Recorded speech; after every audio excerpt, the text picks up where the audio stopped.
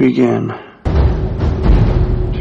My life fades. How to start. The vision dim. Men are haunted by the vastness of eternity. All that remains are memories. And so we ask ourselves, if you're one of those people who don't like movies where some person you can't see talks the whole time and covers up all the holes in the plot, and at the end says, I was never the same again after that summer, or whatever, like it was so deep they can't stand it, then you're out of luck. Things get very complicated here very quick. And my guess is you're not going to be up to it without me talking. Lord help me. I have no introduction for the show yet, so I guess I'll say, welcome to, I almost forgot the name of my show again. I gotta stop doing this. Cock and Bull Minute, a Tristram Shandy story, where we look at the movie Tristram Shandy, a Cock and Bull story, 1 minute at a time. First, we gotta worry about that title, because it's kind of long and unwieldy, and I need to record an intro, so I need to stop, so I can stop saying it. Because it's long. We have a guest. You hear him laughing, Sean German. Hello. Of various shows. You can introduce yourself if you like. Hi, I'm Sean German of various shows. Spinal Tap Minute, Groundhog Minute. You were doing, what were your holiday things were called what before now? Well, so the holiday thing started as National Lampoon's Christmas Vacation Days. Okay. Where we talked about the film National Lampoon's Christmas Vacation one day at a time. Speaking of titles that are a mouthful. Yeah. Oh, I might get to one of mine future potential ones that's a real big mouthful later, but then you did, was it Scrooged was second? Or was it Planes, Trains, and Automobiles? And then we did Planes, second? Trains, and Automobile Days. Well, I should go back to, so for the National Lampoon's Christmas Vacation, it was our friend, Christopher Dennis DeGuardia that noticed that Christmas Vacation happens on, I think it was 8 days, 8 distinct days. And thanks to various appearances of the calendar, of an advent calendar throughout the film, we could actually identify which specific dates of December on which most of the action. We had to do some guesses based on, is Clark in the office? So it's obviously during the week, or is he at home and it's a weekend or a day where he's not working and like that. But most of them we could pin down. And so we could release the episodes, the action in the movie that happens on December 8th. We could release that episode on December 8th. And so, so originally you released them on that date too? Yeah. Nice. I don't think I was listening when you did the National Lampoon's Christmas Vacation Days version because I'm not a big fan of that movie, so I didn't listen to that until recently. You put the episodes up again on the new channel. Right. But that's cool. So that was originally in, I think it was, 2017. And also, it happened to work out. I think this is luck, or maybe Christopher Dennis planned it this way, that the calendar matched up. It wasn't just the number of the month. Oh, it was the same day of the week that year? Yeah, so the movie was released in 1989 and the day of the week. So if it was a Saturday, when there's a day when the whole family goes shopping on a Sunday and Clark gets trapped up in the attic and they go without him. And so we released that episode on a Sunday in 2017. So it was really nice. And that kind of got me into the frame of mind of doing sort of podcast specials for holidays and for doing things by the day instead of by the minute. And so in 2018 I did it with my brother Brian. For Thanksgiving, we covered the greatest Thanksgiving movie ever made, which is Planes, Trains, and Automobiles. And that film happens over the course of 3 days. So we did 3 episodes. Now, I don't know if we originally released them on 3 consecutive days leading up to Thanksgiving. I don't know if we matched it that much, but we did it in 3 parts for the 3 days, that occur in the movie. And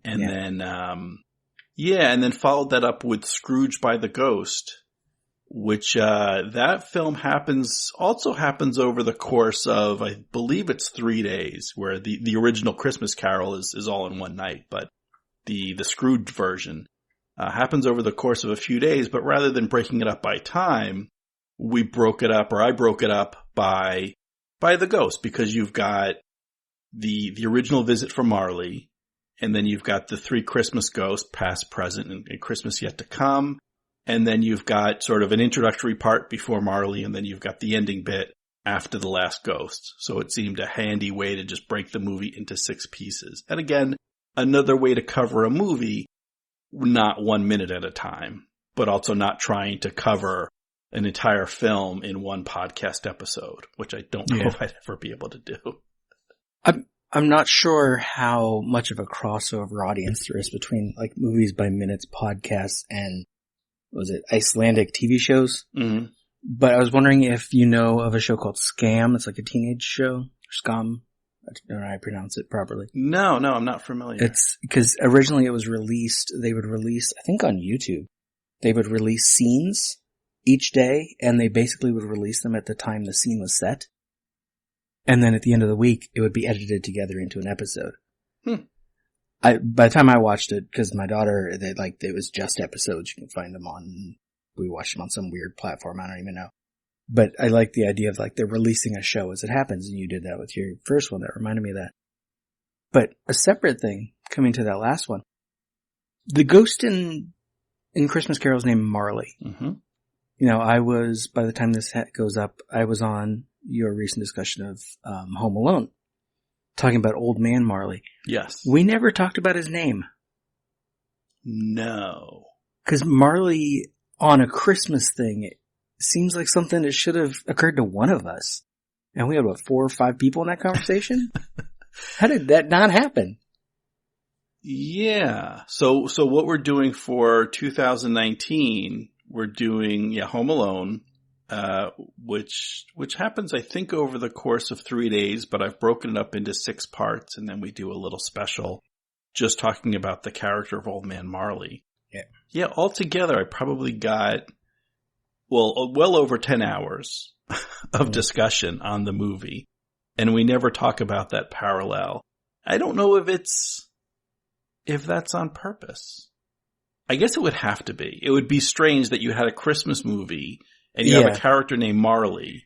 Maybe it wasn't a conscious thing, but it definitely connects in some way. Yeah. So I don't think Old man with chains on him or something. Metaphorical chains. I mean, he's got like the dragging of the metal trash can that holds the salt. That's kind of the same as the rattling of Marley's chains. Yeah. And his guilt with his son is like the metaphorical chains. There's something there, but none of us got it, so. Yeah. I didn't get it till just now when you said Marley related to Christmas Carol. I'm like, oh yeah. Yeah. It's the kind of thing that it had popped into my head a time or two, but there never seemed to be enough connection for me to make notes on it. And then as we were talking during the show, because I hadn't actually written it down and taken any notes, it never occurred to me to bring it up. And no one else brought it up either, so I guess there isn't too much of a connection. But it is worth mentioning. Yeah, the Home Alone segments don't get a special title like By the Ghost or By the Days, though, because by the time you put the Home Alone ones out now, you have a whole new show. Right? That's under the next scene. Although you're posting it under the others too, aren't you? No, I posted a couple to the old feed with a little introduction at the beginning saying, you're not going to get the whole show here. You have to move to the new show, which is, as you said, the next scene. Which is, what is that show going to be? So what that is going to be is, my Brian brother and myself talking about pieces of pop culture. I have the feeling it'll be mostly movies, but we kind of want to leave it open-ended if there's non-movie stuff we want to talk about. We don't want to box ourselves in. But if we talk about a movie, we'll pick one scene. Well, what's your favorite scene, or what do you think is the most interesting scene from this film? And we'll talk about that scene. And then the next episode, we move on to the next movie and the next scene. So like, instead of doing a whole movies by minute style, just pick one of those episodes, 1 minute or a whole scene, and do that. Right. Huh. So for example, one of the things we're talking about is True Romance. As a film we will probably talk about at some point.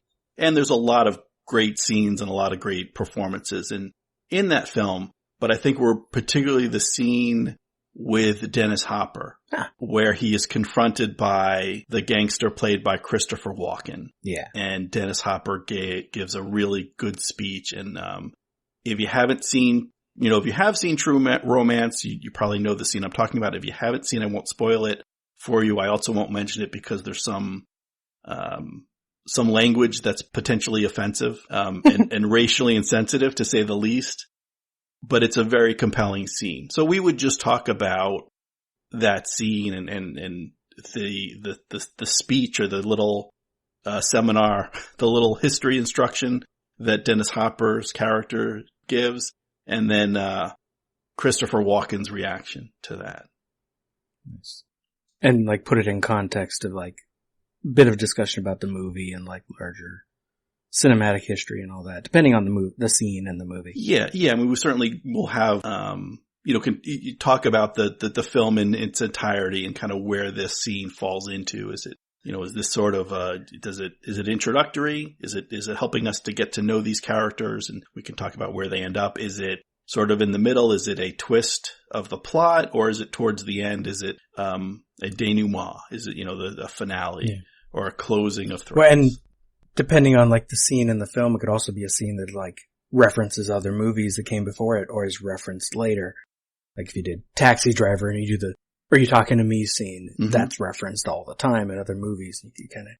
You could talk about a larger cinematic history with one little scene. That's cool. Yeah, and that's actually, that's something in kind of listing out movies we might want to talk about and what scenes. And I've been pairing up of, some of them are obvious. Some of them are, literal remakes. Yeah. Or, for example, talking earlier about Scrooged, we could talk about different interpretations or adaptations of A Christmas Carol and do sort of a compare and contrast, but also movies that are not, not a remake, but a reference to.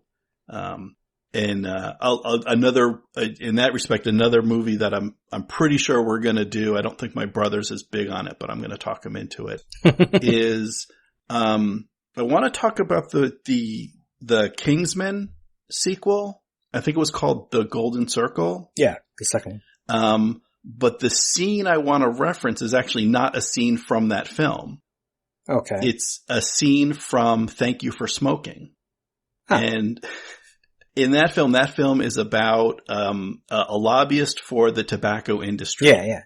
And there's a scene where he is talking to tobacco company executives, and they're wondering, just people aren't smoking as much as they used to, and kids aren't smoking, and it's bad for their business.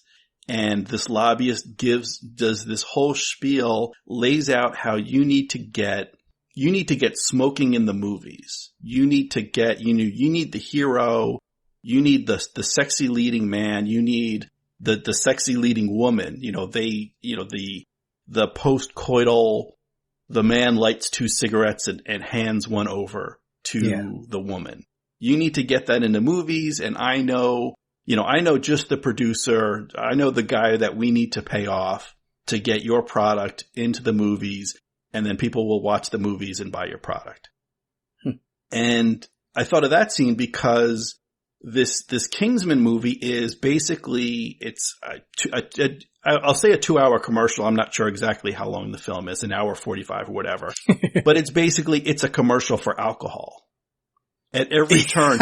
So it starts with, there's a lot of alcohol in that one. Yeah. It's about spies, and there's I think, and I haven't seen it for a while. I saw it in the theaters. For some reason, my wife is a big fan of the film. She's the one actually who wanted to go out and see it in the theater. And, but so it starts with a bunch of spies are killed and their cover is blown and they're at the low point, and the 2 remaining spies are sort of commiserating over how bad their situation is. So they drink a bottle of alcohol. And then they notice that they've devoured the entire bottle, and the bottle's laying on its side, I think. And they notice the label on the bottle, or the emblem or the symbol of the company that made the alcohol. They notice if you turn it sideways, suddenly it turns into the symbol. Well, their cover is their tailors. There's this tailor shop in London that's a cover for these English spies. Mm-hmm. And they notice that when you turn the emblem sideways, it turns into the emblem for this distillery in Kentucky. And it turns out there's an American branch of their spy organization in Kentucky. So they drink when they're sad. And then the drink hooks them up with compatriots in America. And they come to America and then they're happy, like, oh, there's other spies like us, which is another movie, but yeah, spies like they're spies like us. And so they drink when they're happy. And then it's a commercial. Because the bad guy played by, Julianne Moore she's selling illicit drugs. She's an illegal drug dealer where they're legal drug dealers. And so she's the bad guy. And then one of the spies ingests, and I'm probably going too far into it, but there's a line at the end where one of the spies, I think it's Channing Tatum, has ingested some of the illegal drugs and gets poisoned. And then he's recovering in the hospital. And he literally has the line saying I'm going to stick to alcohol from now on. And I mean, the movie it's a 2-hour booze commercial. And all I could think of the whole time I'm watching this, all I can think of that scene from Thank You for Smoking of the lobbyist in the boardroom saying, we need to get our product in the movies. Jeff McGall. Nick Naylor. Mr. Naylor's here to see if we can't get cigarettes into the hands of somebody other than the usual Ravs. Ravs? Russians, Arabs, and villains. Oh, well then yes, I guess that is why I'm here. Good. I think we can help. Jeff invented product placement. I feel I have to ask, are you concerned at all about the health element? I'm not a doctor. I'm a facilitator. I bring creative people together. Whatever information there exists, it's out there. People will decide for themselves and should. It's not my role to decide for them. It'd be morally presumptuous. I could learn a lot from this man. So what we need is a smoking role model, a real winner. Indiana Jones meets Jerry Maguire. Right, on 2 packs a day. Only he can't live in contemporary society. Why not? The health issue is way too prevalent. People would constantly be asking the character why he's smoking. And that should go unsaid. How do you feel about the future? The future? Yeah, after the health thing's blown over. A world where smokers and non-smokers live together in perfect harmony. Sony has a futuristic sci-fi movie they're looking to make. Message from Sector 6. All takes place in a space station. They're actively looking for some co-financing. So cigarettes in space. It's the final frontier, Nick. But wouldn't they blow up in an all-oxygen environment? Probably. But it's an easy fix. One line of dialogue. Thank God we invented the, whatever device. Brad Pitt. Catherine Zeta-Jones. They've just finished ravishing each other's bodies for the first time. They lie naked, suspended in air underneath the heavens. Pitt lights up. He starts blowing smoke rings all around Catherine's naked, flawless body as the galaxies go whizzing by over the glass domed ceiling. Now tell me that doesn't work for you. I'd see that movie. I'd buy the goddamn DVD. And, if the Academy didn't send them to me for free. You guys ought to think about designing a cigarette to be released simultaneously with the movie. Sector 6's. No one's ever done it with a cigarette. Wow. And all I can think of is now in the 21st century where, marijuana is becoming legalized medical marijuana. Yeah. It's recreational marijuana is legal in a lot of states, that there are a lot of countries that are easing up. They're looking at recreational drugs besides alcohol and tobacco more as a health issue and less as a legal issue. And, all these other drugs are competition for alcohol, which is a drug. So how do you, if you're in the alcohol business and people are drinking less because they're doing other recreational drugs, what are you going to do? Well, let's make a movie where we get our leading characters. Well, so now I don't need to do a podcast episode. I've pretty much done it, but basically that's one of the things that I'm thinking about. So a way where we're talking about a scene as a way to talk about a whole movie. Yeah. And in this case, case where the scene actually isn't even in the movie. But, yeah, I was surprised. I listened to, that's one of the things I do. So I listen to, folks that know me, or if you look at my podcast history, it mainly or almost exclusively the movies by minutes podcasts or these other movie specials by the day or by the ghost or whatever. And my brother listens to a wider range of podcasts, and he'll recommend different things to me. And if recently, if he recommends either like a movie podcast or a pop culture podcast, the first thing I'll do is see if they've done an episode on the Kingsman. And if they have, I'll listen to it and to see, like, have they picked up that this movie is an alcohol commercial? And if they pick up on that, then I'm like, okay, I'll give them another episode. I'll give them another shot. So you trust them? There was one, I don't remember the name, but there was one podcast he recommended, and they were like, oh, this movie is anti-alcohol. This movie, it's pro-legalizing other drugs. And I disagree 100%. Yeah. So I'm like, all right, this is not a podcast for me, because obviously I'm not on the same wavelength as these hosts. And I'm just like, thank you for the recommendation. I'm not going to be listening to that anymore. On the one hand, I'm like, maybe you should do like 2 different tests to do it. But on the other hand, there's so many podcasts, you might as well just have one test and they're out. Yeah. You know, save yourself some time. Yeah. Yeah. There's so many podcasts that I can't give you. If I give your podcast one episode, you're lucky. and I recognize, as someone who creates podcasts, like, I recognize that I'm not every show's the best. Yeah, right. I can think of, I've probably put out more than a few episodes where of like, yes, if this is the first episode you ever listen to, you're probably not coming back. I'm still recording on a $30 headset from Amazon, so my sound quality is still not that great sometimes. Yeah. But I just do it anyway. Yeah. So anyway, that's the kind of stuff we'll be talking about over on the next scene. Well, and now it's we should probably move on to like another episode. But we basically spent the whole episode promoting your stuff, but you could just repeat them really quickly again. Yeah. So there was the Spinal Tap Minute with Heidi Bennett. There was the Groundhog Day Minute with Dave Pallas, and now the next scene with Brian German. And you can find all that. My kind of main site is catandshawn.org, Cat, C-A-T, short for Catherine, my wife, and Sean, which is just short for nothing. It's just S-E-A-N.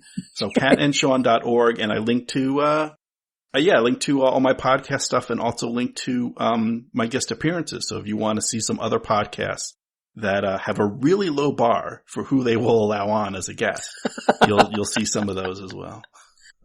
And since at this time I still haven't put together an outro for this show, I'm Robert Black. You can find my stuff at lemmingdrops.com with links to my various shows: Michael Myers Minute, Dave Made a Minute, The Room Minute, Mandy Sucks Minute, Annihilation Minute, now Cock and Bull Minute, and my not movie by minute show, Mandalorian Time Machine, which might actually have a brand new episode sometime right before this. Well, actually, probably a couple weeks ago at the time you hear this.